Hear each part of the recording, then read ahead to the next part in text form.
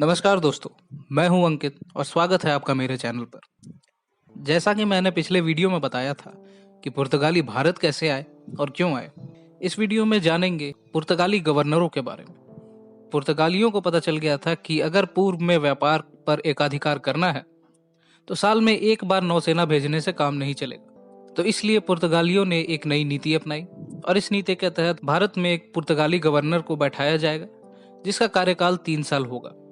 पुर्तगालियों ने अरबों को हराकर भारतीय व्यापार पर एकाधिकार जमा लिया था, लेकिन इसके बाद क्या हुआ यह भी जानना जरूरी है। पुर्तगाली लाल सागर और हिंद महासागर से होकर आने जाने वाले अरबी व्यापारी जहाजों पर लूटपाट मचाते रहते थे।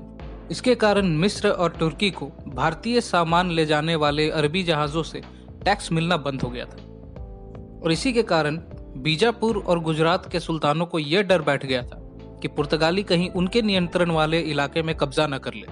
परिणाम स्वरूप मिस्र, तुर्की और गुजरात ने मिलकर एक सेना बनाई पुर्तगालियों से लड़ने के लिए। इन्हीं सभी घटनाओं के बीच में पुर्तगाल का पहला गवर्नर भारत में बनाया गया जिसका नाम था फ्रांसिस्को दे अल्मीडा।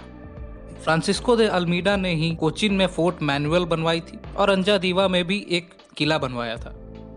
हॉल के करीब एक नौसैनिक युद्ध में गुजरात, तुर्की और मिस्र की संयुक्त मुस्लिम नौसेना ने पुर्तगाली नौसेना को हरा दिया और इस युद्ध में अल्मीडा का बेटा भी मारा गया।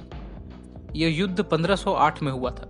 एक साल बाद अल्मीडा ने इस संयुक्त मुस्लिम नौसेना को हराया और इसके बाद एशिया में पुर्तगालियों का वर्चस्व हो गया। इसके बाद आया अल्फांसो दे अल्बुकर्क, जिसने भारत में पुर्तगाली अधीन क्षेत्र की नींव रखी। अल्बुकर्क की स्कीम के 3 लक्ष्य थे: फारस की खाड़ी और लाल सागर पर नियंत्रण रखना, भारत के पश्चिमी तट पर पुर्तगाली हेडक्वार्टर बनाना और पूर्वी एशिया में अरबी व्यापार को खत्म करना।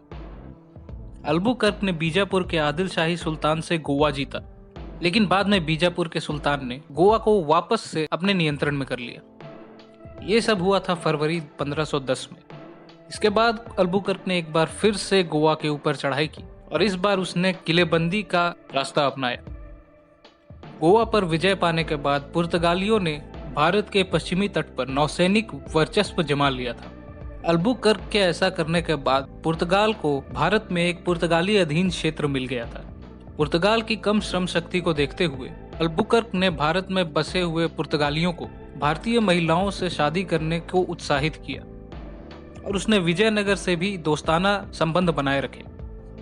अल्बुकर्क की मृत्यु 1515 में हो गई, लेकिन उसकी मृत्यु तक पुर्तगाल ने भारत में अपना वर्चस्व जमा लिया था। इसके बाद का पुर्तगाली गवर्नर था नीनो दा कुन्हा, जिसने मद्रास और हुगली के सामने पुर्तगाली बस्तियां बनवाई।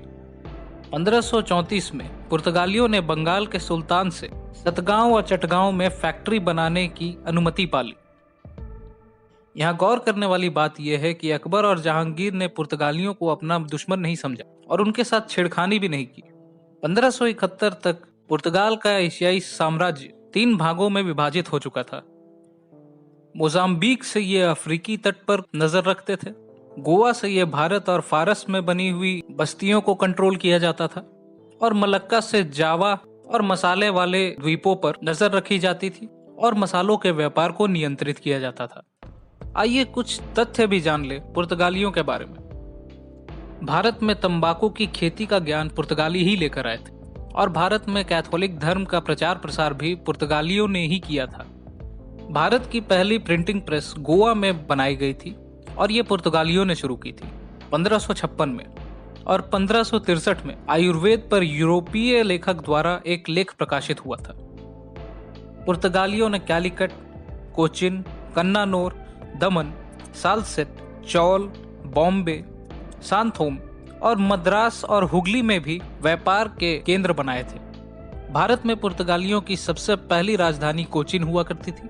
बाद में नीनो दा कुन्हा ने इसे गोवा में विस्थापित कर दिया था। पुर्तगाल के राजा ने इंग्लैंड के चार्ल्स द्वितीय को बॉम्बे शहर दहेज में दे दिया था और ऐसा उसने इसलिए किया था क्योंकि उसकी बहन से चार्ल्स द्वितीय ने शादी की थी। एक प्रसिद्ध संत फ्रांसिस्को जेवियर भी भारत आए थे क्रिश्चियन धर्म का प्रचार प्रसार करने के लिए। उन्होंने कोरोमंडल तट पर परवार और मालाबार तट पर मुकुआ, जो मछुआरे जनजाति हैं, इन दोनों जनजातियों को उन्होंने क्रिश्चियन में कन्वर्ट कर दिया। और पुर्तगालियों ने भारत में कार्टेज सिस्टम शुरू किया। इसके तहत पुर्तगाली नियंत्रित क्षेत्रों से जो भी व्यापारी जहाज पास करेंगे उन्हें परमिट खरीदना होगा, अन्यथा उन्हें जब्त कर लिया जाएगा। तो आज के वीडियो में बस इतना ही। धन्यवाद।